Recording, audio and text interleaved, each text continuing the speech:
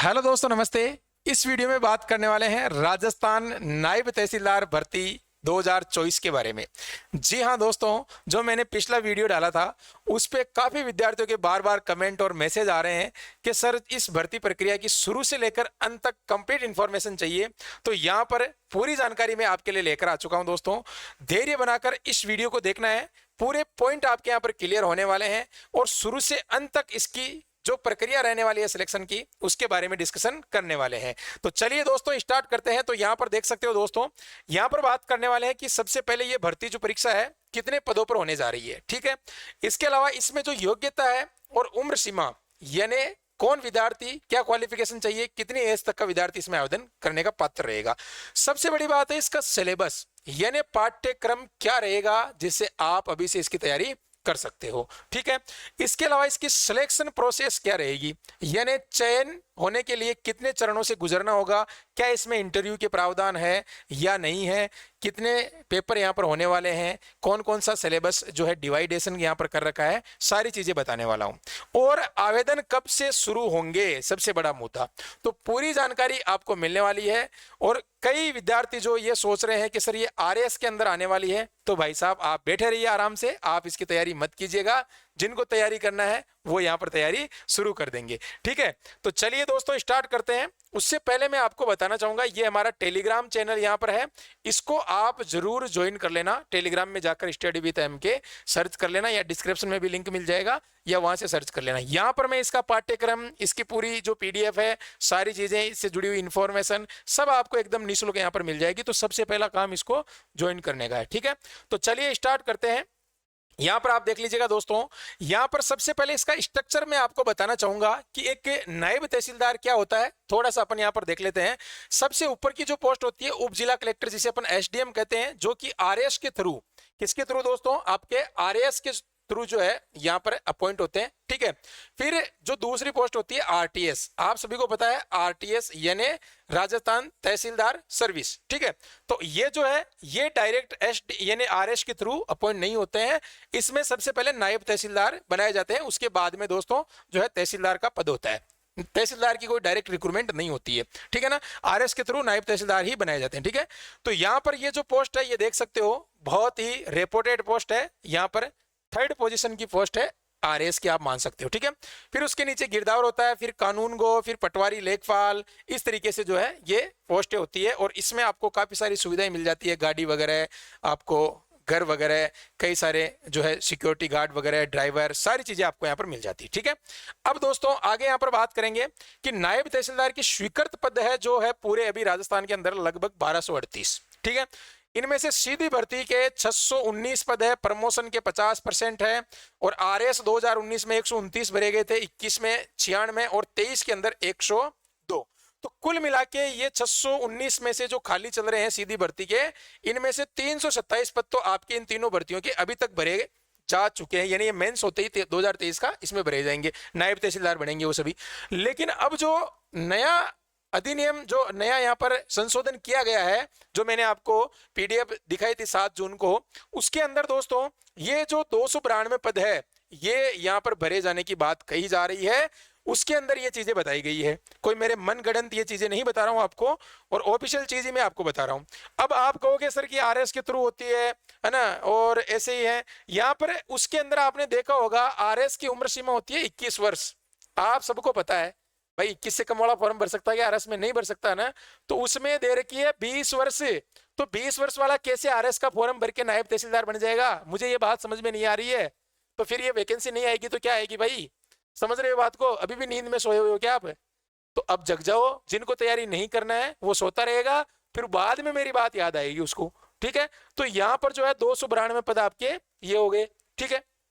अब यहाँ पर ये वैकेंसी तो आपकी 292 पदों पर आने वाली है, लगभग राउंड फिगर में 300 मान सकते हो, ठीक है। अब आगे अपन बात करते हैं यहाँ पर योग्यता। देखो क्वालिफिकेशन उसमें भी मेंशन कर रखी थी, स्नातक आपकी रहने वाली है, कितनी, स्नातक आपकी क्वालिफिकेशन, यानी सेकंड ईयर में अगर आप चल रहे हो तो भी फॉर्म भर सकते हो, फाइनल ईयर में एबव हो आप तो भी भर सकते हो, ठीक है ना। यानी 1-1.5 साल इस वैकेंसी में लग जाता है। फाइनली प्रोसेस के अंदर अपन मान के चले कम से कम एग्जाम से लेकर फाइनल सिलेक्शन तक, डॉक्यूमेंट वेरिफिकेशन तक तो 1 साल तो लगता ही है राजस्थान के अंदर, कोई वैकेंसी हो अगर आप मान सकते हो तो, ठीक है। तो इस तरीके से अपन जो है स्नातक योग्यता वाला यानी सेकंड ईयर या थर्ड ईयर में जो स्टूडेंट है वो भी फॉर्म भरने के पात्र रहेगा। अब आयु सीमा देखो इसके अंदर जो है 18 से 40 वर्ष की जगह 20 यहां पर जो है आप मान सकते हो, ठीक है ना। अभी मैंने बताया था ये 20 वर्ष, ठीक है, क्योंकि जो है उस नोटिफिकेशन में 20 वर्ष दे रखी है जो मैंने आपको 7 तारीख को बताया था, ठीक है। अब चयन प्रक्रिया उसमें वस्तुनिष्ठ प्रश्नों के माध्यम से होने वाली है, ओएमआर के माध्यम से। गुरुजी क्या इसमें इंटरव्यू होगा क्या? नहीं भाई। गुरुजी क्या इसमें सीटी लागू है क्या? नहीं है। गुरुजी क्या इसमें मेंस एग्जाम होगा क्या? नहीं होगा, ठीक है। सारे सवालों के जवाब मिल गए। अब इसमें सिलेबस अपन देख लेते हैं, पेपर फर्स्ट और पेपर 2 का पूरा सिलेबस मैं आपको बताना चाहता हूं, ठीक है, पूरा सिलेबस।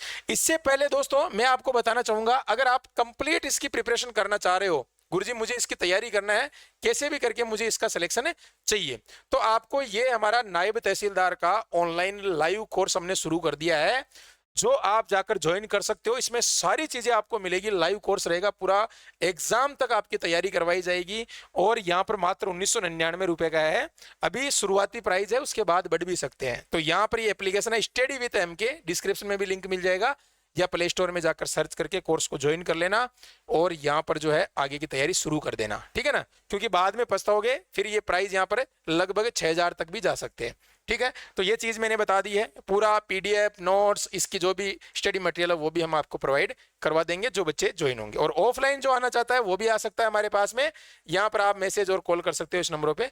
ऑफलाइन भी हम जल्दी जो है आपके ईओआरओ वगैरह एसआई के इनके शुरू हो रहे हैं, तो आप भी आ सकते हो इसके अंदर, ठीक है। अब जो अपना इसका सिलेबस है उस पे अपन जो है देखते हैं कि क्या क्या मिलने वाला है आपको। देखो इसमें 2 पेपर होने की प्रबल संभावनाएं है। पहला पेपर आपका जो है राजस्थान जीके, जिसमें आपका राजस्थान का हिस्ट्री, आर्ट, कल्चर, ज्योग्राफी है ना, पॉलिटी, ये चीजें आपकी पूछी जाएगी, ठीक है।